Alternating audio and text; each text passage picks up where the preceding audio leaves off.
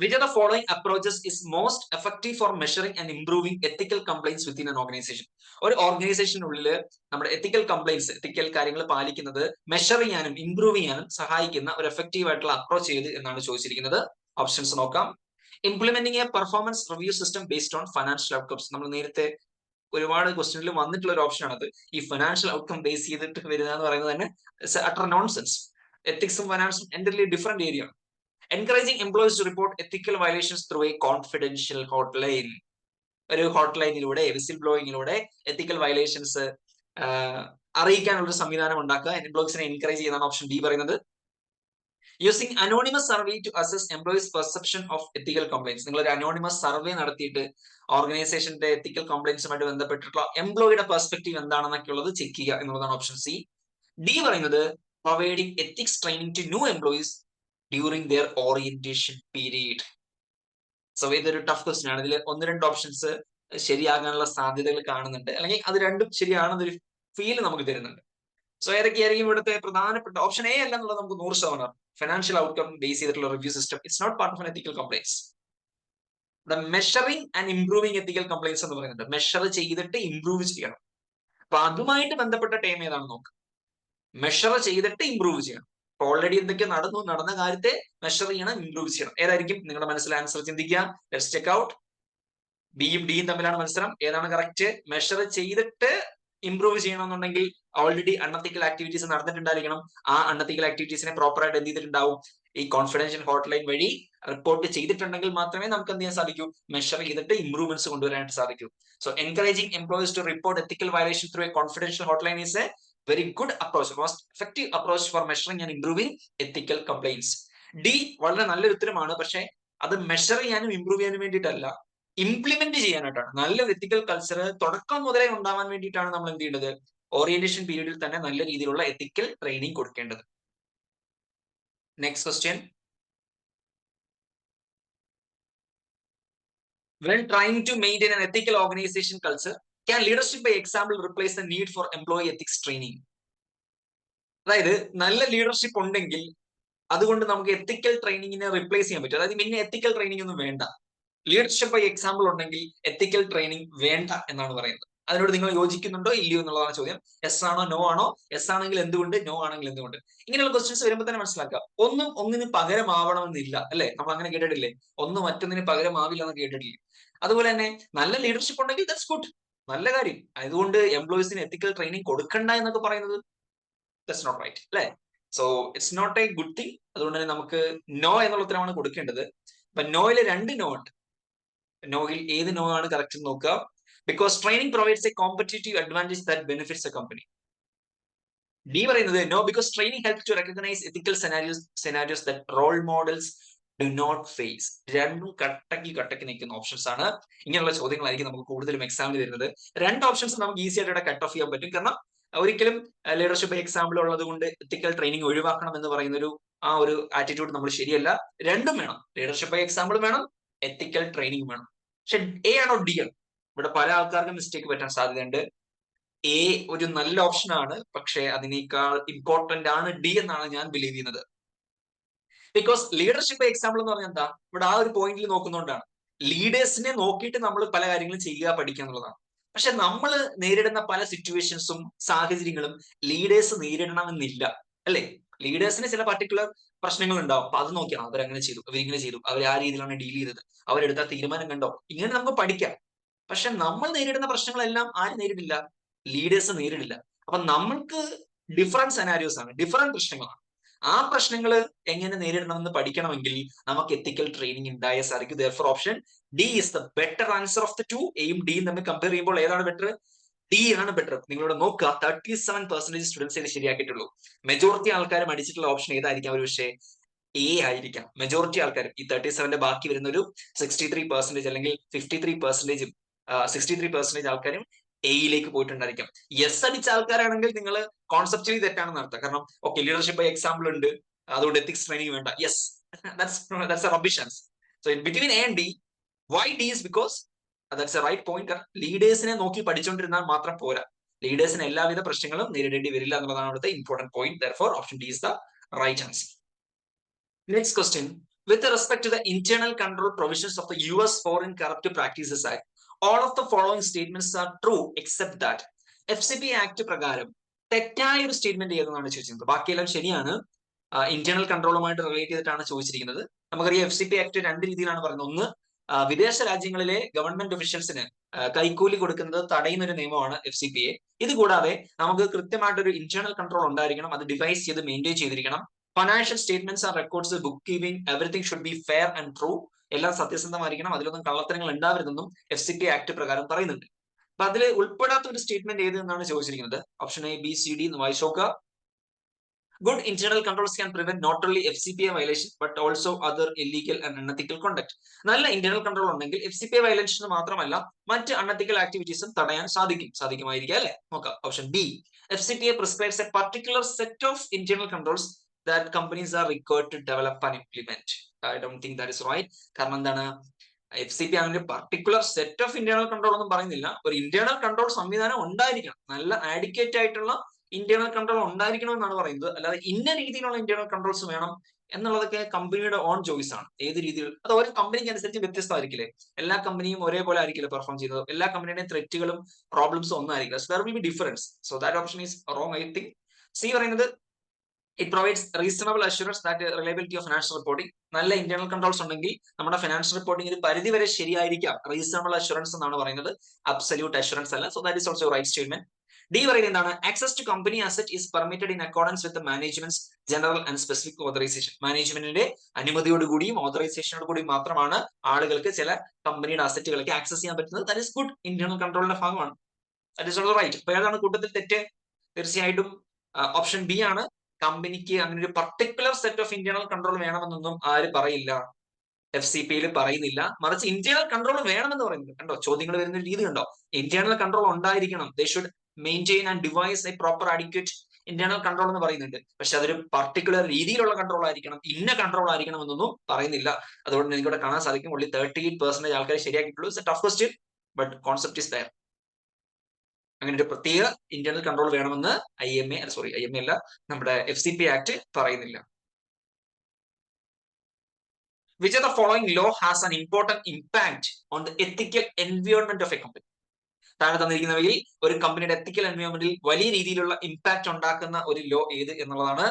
സംശയിക്കാനില്ല, foreign corrupt practices act എന്നുള്ളത് FCPA act തന്നെയാണ്. അതിൽ വലിയ കൺഫ്യൂഷൻ ഒന്നും ആവശ്യമില്ല. പിന്നെ തെറ്റിക്കാനായിട്ട് സെക്യൂരിറ്റീസ് ആക്ട് ഓഫ് 1933 എന്നൊക്കെ തന്നിട്ടുണ്ട്. അതൊന്നും വരുന്നില്ല.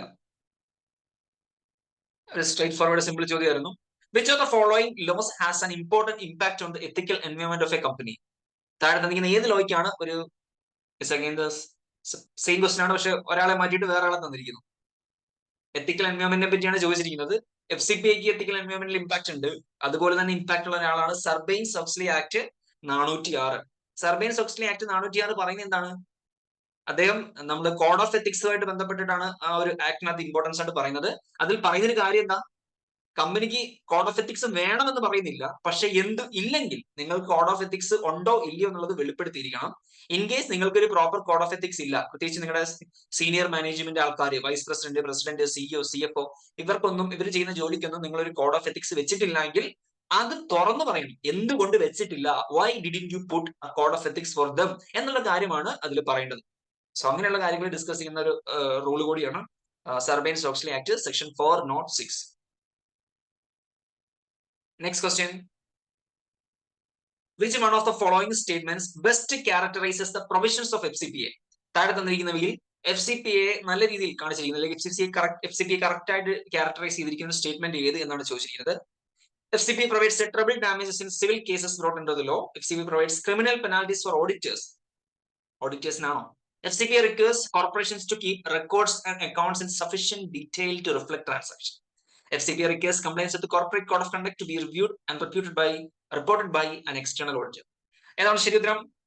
നമ്മൾ FCPA കേൾക്കുമ്പോൾ പ്രഥമ ദൃഷ്ടിയിൽ നമ്മുടെ മനസ്സിലേക്ക് എപ്പോഴും വരുന്ന കാര്യം ഈ ബ്രൈബ് എന്നുള്ള കാര്യമാണ്. പക്ഷെ ക്വസ്റ്റ്യൻസിൽ നിങ്ങൾ ബ്രൈബ് കൂടാതെ ഫൈനാൻഷ്യൽ സ്റ്റേറ്റ്മെന്റ്സിന്റെ ട്രൂ ആൻഡ് ഫെയർ നേച്ചർ, അത് ശരിയാണോ, ബുക്ക് ഓഫ് അക്കൗണ്ട്സ്, റെക്കോർഡ്സ്, കാര്യങ്ങളൊക്കെ കൃത്യമാണോ എന്നുള്ളതും FCPA ഭാഗമാണ്. അതുപോലെ ഇന്റേണൽ കൺട്രോൾ എന്നുള്ളതും FCPA റൂളിന്റെ അണ്ടറിൽ വരുന്നതാണ്. സോ ഇവിടെ ശരി ഉത്തരം എന്ന് പറയുന്നത് ഓപ്ഷൻ C ആണ്. FCPA require corporation to keep records and accounts in sufficient details.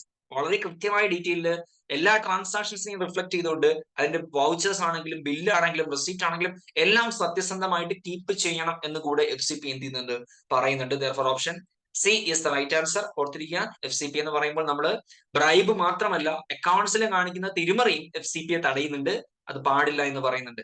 Okay, next question. Which of the following is prohibited by FCP Act? FCP Act prohibit ചെയ്തിരിക്കുന്ന കാര്യം ഏത്? Offer of payment to foreign officials in business. Payment for US exports in currency other than US dollars അല്ല. Payment of US funds to any regime not recognized by the US Department of State അല്ല. Purchase by foreigners of strategic asset from US അല്ല. Therefore option A is the right answer. Foreign officials, മറ്റ് രാജ്യങ്ങളിലെ America, ഈ foreign officials എന്ന് പറയുമ്പോൾ America ഒഴികെയുള്ള മറ്റു രാജ്യങ്ങൾ അതാണ് കേട്ടോ. നമ്മൾ CMA US പഠിക്കുമ്പോൾ നമ്മുടെ രാജ്യം എന്ന് പറയുന്നത് USA ആണ്. സോ USA പുറത്തുള്ള ഫോറിൻ ഒഫീഷ്യൽസിന് പേയ്മെന്റ് ബ്രൈബ് കൊടുക്കുന്നത് തടയുന്നതാണ് FCP തടയുന്നത്. So therefore option A is the right answer. അതുപോലും 82% ആൾക്കാർ ശരിയാക്കിയിട്ടുള്ളൂ. ഇത് ഒരു straightforward and simple question ആണ്. Which one of the following is permitted under FCPA? FCPയുടെ അണ്ടറിൽ പെർമിറ്റ് ചെയ്തിരിക്കുന്ന കാര്യം അല്ലെ. FCPA റൂൾസിന് നമുക്കറിയാം FCPക്ക് കുറച്ച് ലൂപ്പ് ഹോൾസ് ഉണ്ട്. അതിലൊരു ലൂപ്പ് ഹോൾ ആണ് റൂട്ടീൻ ഗവൺമെന്റൽ ആക്ഷൻ എക്സംഷൻ. അതായത് ഗവൺമെന്റിന് നമ്മൾ നോർമലി കൊടുക്കുന്ന ഫീസ്, ലൈസൻസ് കിട്ടാന്, വർക്ക് ഓർഡർ കിട്ടാന്, അങ്ങനെയുള്ള കാര്യങ്ങൾക്ക് വേണ്ടി ഗവൺമെന്റിന് കൊടുക്കുന്ന പൈസ ഒരു കൈക്കൂലി ആയിട്ട് അല്ലെങ്കിൽ സ്മാൾ ബ്രൈബ്സ് ഒന്നും കൈക്കൂലി ആയിട്ട് എന്ത് ചെയ്യുന്നില്ല, FCPയിൽ കൺസിഡർ ചെയ്യുന്നില്ല. ഇത് കൂടാതെ അഫർമേറ്റീവ് ഡിഫൻസ് ആയിട്ട് രണ്ടെണ്ണം ഉണ്ട്.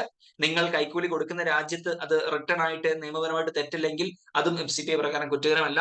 അതുപോലെ തന്നെ നിങ്ങൾ കൊടുക്കുന്ന പേയ്മെന്റ് ഒക്കെ അവർക്ക് വേണ്ടുന്ന ഒരു റെഗുലർ പേയ്മെന്റ് ആണെങ്കിൽ, ഫോർ എക്സാമ്പിൾ അവരുടെ ട്രാൻസ്പോർട്ടേഷൻ, ലോഡ്ജിങ്, ഫുഡ്, അങ്ങനെയുള്ള കാര്യങ്ങൾക്ക് വേണ്ടിയിട്ടാണ് നിങ്ങൾ പൈസ കൊടുത്തതെന്ന് പ്രൂവ് ചെയ്യാൻ സാധിക്കുകയാണെങ്കിലും നിങ്ങൾക്ക് കേസിൽ നിന്ന് ഊരിപ്പോരാൻ സാധിക്കും. സോ ഓപ്ഷൻ സി അക്കൂട്ടത്തിലെ പ്രധാനപ്പെട്ട ഒരു പെർമിറ്റ് ചെയ്തിരിക്കുന്ന കാര്യമാണ് routine governmental action exemption. Okay, option C ആണ് പെർമിറ്റ് ചെയ്തിരിക്കുന്നത്. Next 22, question 22. Which of the following provisions are covered in FCP act? താഴെ തന്നിരിക്കുന്ന FCP ആക്ടിൽ കവർ ചെയ്തിരിക്കുന്ന കാര്യങ്ങൾ എന്തൊക്കെ?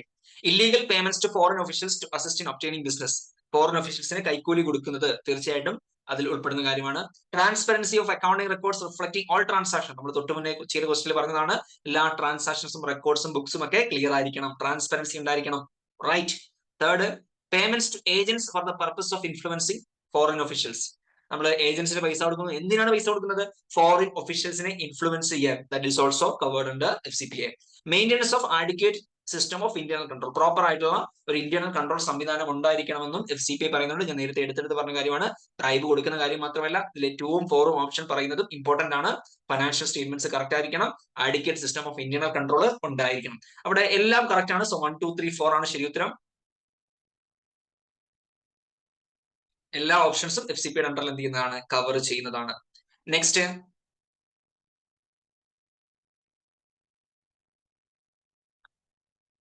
Enterprise is a particular company is a foreign company that lists its common stock in US stock exchange. US stock exchangeൽ അവരുടെ സ്റ്റോക്കുകൾ list ചെയ്തിരിക്കുന്ന ഒരു ഫോറിൻ കമ്പനിയാണ് എക്മെ എന്റർപ്രൈസസ് എന്ന് പറയുന്നത്.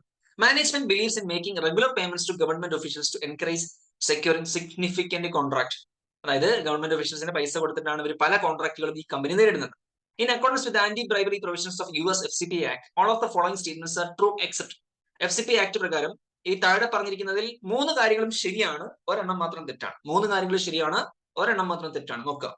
ACME cannot be prosecuted under FCPA if the payments are approved by the management and made in a foreign country. ഈ ഒന്ന് ആദ്യത്തെ ഓപ്ഷൻ തന്നെയാണ് തെറ്റ്. കാരണം അങ്ങനെ മാനേജ്മെന്റ് അപ്രൂവ് ചെയ്തെന്ന് പറഞ്ഞിട്ട് കൈക്കൂലി കൊടുക്കാൻ പറ്റുമോ? They cannot be prosecuted എന്നാണ്. നിങ്ങൾ ബാക്കിയുള്ള ഓപ്ഷൻസ് ഒക്കെ നോക്കിക്കഴിഞ്ഞാൽ എല്ലാത്തിനും എനിക്ക് തോന്നുന്നു ബി പറയുന്നത് അവർ വയലേഷൻ നടത്തിയിട്ടുണ്ടെന്നാണ്, സി പറയുന്നത് പ്രോസിക്യൂട്ട് ചെയ്യണമെന്നാണ്, ഡി പറയുന്നതും പ്രോസിക്യൂട്ട് ചെയ്യണമെന്നാണ്. അപ്പൊ പ്രോസിക്യൂട്ട് ചെയ്യേണ്ടെന്ന് പറയുന്ന ഓപ്ഷനാണ് എ. ഇത് കുറ്റകരമാണോ എന്ന് ചോദിച്ചാൽ ഇത് US കമ്പനിയല്ല, ഇത് ഫോറിൻ കമ്പനിയാണെന്നുള്ള കാര്യം ഓക്കെ. പക്ഷെ എന്ത് ചെയ്തിട്ടുണ്ട് ഇവര് അവരുടെ സ്റ്റോക്ക് US സ്റ്റോക്ക് എക്സ്ചേഞ്ചിൽ ലിസ്റ്റ് ചെയ്തിട്ടുണ്ട്. നമ്മൾ പഠിച്ച കാര്യം എന്താ? US കമ്പനീസ്, US ബിസിനസ് ചെയ്യുന്ന ആൾക്കാര്, US സിറ്റിസൺസ്, ഇത് കൂടാതെ US സ്റ്റോക്ക് ലിസ്റ്റ് ചെയ്തിട്ടുള്ള ഫോറിൻ കമ്പനീസും കൈക്കൂലി US വെച്ച് കൊടുക്കുന്ന ആൾക്കാരും എന്തിൽ ഉൾപ്പെടും? FCPA ഉൾപ്പെടുന്നതാണ്. അപ്പൊ അവർക്കെതിരെ നടപടി ഉണ്ടാവും. സോ ഇവിടെ മാനേജ്മെന്റ് അപ്രൂവ് ചെയ്തതാണ് കൊണ്ട് പ്രോസിക്യൂട്ട് ചെയ്യേണ്ട എന്ന് പറയുന്നത് എന്താണ്? ഒരു റോങ് സ്റ്റേറ്റ്മെന്റ് ആണ്. So that is option A. ഇവിടുത്തെ ശരി ഉത്തരം ഓപ്ഷൻ എ ആണ്. പക്ഷെ ആ സ്റ്റേറ്റ്മെന്റ് എന്താണ്? തെറ്റാണ്. Next question. A company headquartered in US has decided to diversify its geographic presence by expanding abroad for the first time. ഒരു കമ്പനി US ഹെഡ്ക്വാർട്ടർ ചെയ്തിരിക്കുകയാണ്. അപ്പൊ അവര് വിദേശ രാജ്യങ്ങളിലേക്ക് അവരുടെ ബിസിനസ് വളർത്താൻ തീരുമാനിച്ചു. അപ്പൊ ഇതിന്റെ CFOയ്ക്ക് ഈ വിദേശ രാജ്യങ്ങളിൽ ബിസിനസ് ചെയ്യുമ്പോൾ ആന്റി ബ്രൈബറി ലെജിസ്ലേഷൻ ഒക്കെ എങ്ങനെ ഫോളോ ചെയ്യേണ്ടതെന്ന് വലിയ ധാരണയില്ല. അപ്പൊ അതിനെപ്പറ്റി കൂടുതൽ മനസ്സിലാക്കാൻ വേണ്ടി അദ്ദേഹം എന്താണ് വായിച്ച് മനസ്സിലാക്കേണ്ടത്, എന്തിനാണ് പ്രാധാന്യം കൊടുക്കേണ്ടതെന്നാണ് ചോദിച്ചിരിക്കുന്നത്. തീർച്ചയായിട്ടും അദ്ദേഹം വായിച്ച് മനസ്സിലാക്കേണ്ടത് എന്താണ്? FCP ആക്ടിനെ പറ്റിയില്ലേ, വിദേശ രാജ്യങ്ങളിൽ ബിസിനസ് ചെയ്യുമ്പോൾ നമ്മൾ ഫോക്കസ് ചെയ്യേണ്ടതും ഇമ്പോർട്ടൻസ് കൊടുക്കേണ്ടതും FCP ആക്ടിനാണ്. So option D is the right answer. Simple ആയിട്ടുള്ള ചോദ്യമാണ്. Still only 59% of students are ഇത് കറക്റ്റ് ആയിട്ട് ചെയ്തിട്ടുള്ളൂ. But it's straightforward question. നിങ്ങൾ വിദേശ രാജ്യങ്ങളിൽ ബിസിനസ് ചെയ്യാൻ പോകുമ്പോൾ പ്രൈമറിലി നിങ്ങൾ ഇമ്പോർട്ടന്റ് കൊടുക്കേണ്ട US കമ്പനി ആണെങ്കിൽ നിങ്ങൾ ഫോളോ ചെയ്യേണ്ടത് US foreign corrupt practices act ആണ്. ഈസി ക്വസ്റ്റ്യൻ ആയതുകൊണ്ടാണ് പെട്ടെന്ന് എടുത്ത് പോകുന്നത്. Next, a company headquartered in US has international subsidiaries in several countries. One of the international subsidiaries created several off-the-book accounts to pay bribes to foreign officials, and these payments were not properly reflected in the subsidiaries' books and records. US-ലെ headquarters ഉള്ള ഒരു കമ്പനിയാണ്. അവർക്ക് മറ്റു രാജ്യങ്ങളിൽ subsidiaries ഉണ്ട്. അതിൽ ഒരു സബ്സിഡറി അക്കൗണ്ട്സിൽ വളരെയധികം തിരിമറി നടത്തി, ഫോറിൻ ഒഫീഷ്യൽസിന് ബ്രൈബ് കൊടുത്തു. ഇതൊന്നും പ്രോപ്പർ ആയിട്ട് അക്കൗണ്ട്സിലോ ബുക്സിലോ ഒന്നും കാണിച്ചിട്ടില്ല. A subsidiary has certain internal controls in place but does not utilize the COSO internal framework.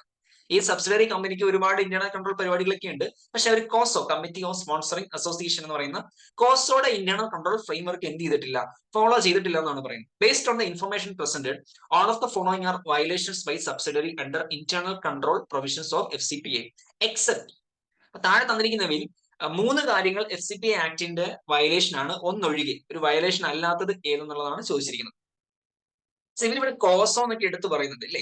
ഈ കോസോ എന്ന് പറയുന്നത് നമ്മുടെ അമേരിക്കയിലെ institute of management accountants, American certified public accountants, പിന്നെ 3 ഓഡിറ്റിംഗ് ബോഡീസ്, ഇവർ ചേർന്നിട്ടുള്ള ഒരു കമ്മിറ്റിയാണ്, ഫോം ചെയ്തിട്ടുള്ള കമ്മിറ്റിയാണ്.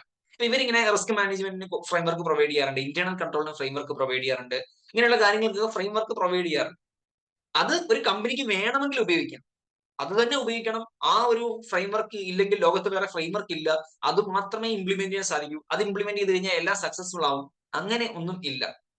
നിങ്ങളൊരു ഫാൻ മേടിക്കാൻ തീരുമാനിക്കുന്നു. ഇപ്പൊ പല കമ്പനികൾ കാണും, ചിലപ്പോൾ ടോപ്പ് റാങ്കഡ് ഫാൻ ഉണ്ടായിരിക്കും. നമ്മൾ കടയിൽ ചെന്നിട്ട് നമുക്ക് ഇഷ്ടമുള്ളവരാണ് മേടിക്കുന്നത്. ചിലപ്പോൾ നമ്മൾ പൈസ കുറഞ്ഞായിരിക്കും മേടിക്കുന്നത്, ചിലപ്പോൾ നിങ്ങൾ ബ്രാൻഡ് വാല്യൂ നോക്കിയായിരിക്കും മേടിക്കുന്നത്. അതുപോലെ തന്നെയാണ് ഒരു ഫ്രെയിംവർക്കും. നിങ്ങളൊരു കമ്പനിയിൽ ഒരു ഫ്രെയിംവർക്ക് ഇംപ്ലിമെന്റ് ചെയ്യാൻ ശ്രമിക്കുമ്പോൾ കോസോടെ ഫ്രെയിംവർക്ക് തന്നെ എടുക്കണം എന്ന് പറയുന്നത് അതിന് ന്യായമൊന്നുമില്ല. അപ്പൊ ഫെയിലിയർ ടു യൂസ് കോസോ ഫ്രെയിംവർക്ക് എന്ന് പറയുന്നത് ഒരിക്കലും FCPA പ്രകാരം ഒരു കുറ്റമൊന്നുമല്ല. നിങ്ങൾക്ക് വേറെ ഏത് ഇന്റേണൽ കൺട്രോൾ സംവിധാനം വേണമെങ്കിലും എന്ത് ചെയ്യാം, ഉപയോഗിക്കാം. ഡസ് നോട്ട് മീൻ ദാറ്റ് കോസോ മാത്രമേ പാടുള്ളൂ എന്ന് പറയുന്നത് ഇറ്റ്സ് എ റോങ് സ്റ്റേറ്റ്മെന്റ്. അതുകൊണ്ട് തന്നെ തെറ്റായ ഓപ്ഷൻ ആണ്. ബാക്കിയെല്ലാം ശരിയായിട്ടുള്ള ഓപ്ഷൻസ് ആണ് കേട്ടോ. അപ്പൊ അവരുടെ ഈ കോസോ എന്നൊക്കെ അവർ ഇമ്പോർട്ടന്റ് ആയിട്ട് തരുമ്പോൾ നമ്മൾ വിചാരിക്കും ഈ കോസോ എന്തോ വലിയ സംഭവമാണ്, കോസോ ഇല്ലെങ്കിൽ ബിസിനസ് ഇല്ല, കോസോ ഇല്ലെങ്കിൽ ഇന്റേണൽ കൺട്രോൾ ഫ്ലോപ്പ് ആയിരിക്കും. അങ്ങനെയില്ല. കോസോ ഉണ്ടെങ്കിൽ കൊള്ളാം, ഇല്ലെങ്കിൽ വേറെ വെക്കും, ഇത്രയേ ഉള്ളൂ. Next question. Which one of the following statement is concerning the FCPA Act is not true? FCPA ആയിട്ട് ബന്ധപ്പെട്ട് തെറ്റായ ഒരു സ്റ്റേറ്റ്മെന്റ് ഏതെന്നാണ് ചോദിച്ചിരിക്കുന്നത്. It applies to individuals as well as business. Correct ആണ്. ഇൻഡിവിജ്വൽസിനെതിരെയും കേസെടുക്കും, ബിസിനസിനെതിരെയും കേസെടുക്കും. തെറ്റായിട്ടുള്ളത് ഏതെന്നാണ് ചോദിച്ചിരിക്കുന്നത്. It prohibits payments above a materiality threshold to foreign officials to obtain business. അതായത് ഒരു particular എമൗണ്ടിന് മുകളിൽ പേയ്മെന്റ് ചെയ്യുന്നതാണ് പ്രൊഹിബിറ്റ് ചെയ്യുന്നതെന്നാണ് പറഞ്ഞിരിക്കുന്നത്. ഇപ്പൊ നമ്മൾ പറയുന്നത് 10,000 രൂപയ്ക്ക് മുകളിൽ, അതാണ് ത്രഷോൾഡ്, അതിന് മുകളിൽ ഒരു പേയ്മെന്റ് കൊടുത്താൽ അത് പ്രൊഹിബിറ്റ് ചെയ്യും, അത് ഇല്ലീഗൽ ആണെന്നാണ് പറയുന്നത്. ആക്ച്വലി അങ്ങനെ ഒരു എമൗണ്ട് എന്ത് ചെയ്തിട്ടില്ല, FCPA ആക്ടിൽ മെൻഷൻ ചെയ്യുന്നില്ല. ഇത്ര രൂപ കൊടുത്താൽ കൈക്കൂലിയാണ്, അതിൽ താഴെ കൊടുത്താൽ കൈക്കൂലിയല്ല. Yes, they are saying that small bribes കുറ്റകരമല്ല എന്നൊക്കെ FCPA പറയുന്നുണ്ട്. പക്ഷെ സ്മാൾ ബ്രൈബിന് ഒരു ന്യൂമറിക്കൽ വാല്യൂ ഒന്നും FCPA എന്ത് ചെയ്യുന്നില്ല, മെൻഷൻ ചെയ്യുന്നില്ല. അപ്പൊ അത് കോടതിക്ക് തോന്നണം അതൊരു സ്മാൾ ബ്രൈബ് ആണെന്ന്. അങ്ങനെ അവർക്ക് തോന്നുവാണെങ്കിൽ അവർ അതിനെ പ്രശ്നമില്ലെന്ന് പറയും. പക്ഷെ ഡസന്റ് മീൻ ദാറ്റ് ഒരു പർട്ടിക്കുലർ എമൗണ്ട് വെച്ചിട്ട്, ഒരു ത്രഷോൾഡ് വെച്ചിട്ട് ഇതിന് മുകളിൽ കൊടുത്താൽ കുറ്റകരം, ഇതിന് താഴെ കൊടുത്താൽ കുറ്റമല്ല, അങ്ങനെ ഒരു രീതിയിൽ അത് എന്ത് ചെയ്യുന്നില്ല, മെൻഷൻ ചെയ്യുന്നില്ല. So that option is not right. Option B ആണ് ഇവിടുത്തെ തെറ്റായ ഓപ്ഷൻ എന്ന് പറയുന്നത്. Only 49 students have made it right. Next question. നമ്മള് RGB കരോൾ എന്ന് പറയുന്ന പുള്ളി ഒരു പിരമിഡ് ഉണ്ടാക്കിയിട്ടുണ്ട് സോഷ്യൽ റെസ്പോൺസിബിലിറ്റിയുമായിട്ട് ബന്ധപ്പെട്ട്. അതില് 4 കാര്യങ്ങൾ ഏതൊക്കെയാണെന്നാണ് ചോദിച്ചത്. ആ പിരമിഡ്സിൽ ഉൾപ്പെടുന്ന 4 കാര്യങ്ങൾ ഏതൊക്കെയാണെന്നാണ്. ഫസ്റ്റ് ആൻഡ് ബേസ് മോഡൽ എന്ന് പറയുന്നത്, ആദ്യത്തെ കാര്യം എന്ന് പറയുന്നത് എന്താണ്, എക്കണോമിക് ആണ്. ഒരു കമ്പനി പ്രോഫിറ്റബിൾ ആയിരിക്കണം എന്നുള്ളതാണ് ഫസ്റ്റ് വൺ, എക്കണോമിക്. അതിന് മുകളിൽ ലീഗാലിറ്റി, നമ്മൾ നിയമങ്ങളെല്ലാം ഒബേ ചെയ്യണം എന്നുള്ളതാണ് രണ്ടാമത്തെ ലെവൽ. ലീഗാലിറ്റിക്ക് മുകളിലാണ് ആര് വരുന്നത്, ethical, going beyond legality to give to help the, അല്ലെങ്കിൽ ഡു ദ റൈറ്റ് തിങ് എന്ന് പറയും. Going beyond the legality to do the right thing. So economic, legal, ethical, and last one is and highest one is philanthropic. നമ്മൾ സാമൂഹിക സേവനം ചെയ്യണം. Giving back to society എന്നാണ് ഫിലാന്ത്രോപ്പി കൊണ്ട് ഉദ്ദേശിക്കുന്നത്. നമ്മളെ വളരാൻ അനുവദിക്കുന്ന സമൂഹത്തിന് തിരിച്ച് നമ്മൾ എന്തെങ്കിലും കൊടുക്കണം. സോ RCB കരോൾസിന്റെ പിരമിഡ്, സോഷ്യൽ റെസ്പോൺസിബിലിറ്റി പിരമിഡില് first economic, then legal, then ethical and philanthropic. ഏതാണ് കറക്റ്റ് ഉത്തരം? ഓപ്ഷൻ സി അല്ലേ? ഓപ്ഷൻ സി ആണ് economic, legal, ethical and philanthropic. Easy question ആണത്. Then according to RCB Carroll's 4 levels of social responsibility, primary objective of business is to fulfill its dash. Primary objective എന്താണെന്നാണ് ചോദിച്ചിരിക്കുന്നത്. അത് ethical ആണോ, എൻവയോൺമെന്റൽ responsibilities ആണോ, economic responsibilities ആണോ, responsibility to create shared value ആണ്. നമ്മൾ ഓൾറെഡി പറഞ്ഞു ഫസ്റ്റ് ലെവൽ, ബേസ് ലെവൽ എന്ന് പറയുന്നത് പ്രൈമറി ഒബ്ജക്റ്റീവ് എന്ന് പറയുന്നത് എപ്പോഴും എന്തായിരിക്കും? സാമ്പത്തികമായിരിക്കും. കാരണം കാശ് ഉണ്ടെങ്കിലേ ബാക്കി കാര്യങ്ങളൊക്കെ എന്ത് ചെയ്യാൻ സാധിക്കും? ചെയ്യാൻ പറ്റും.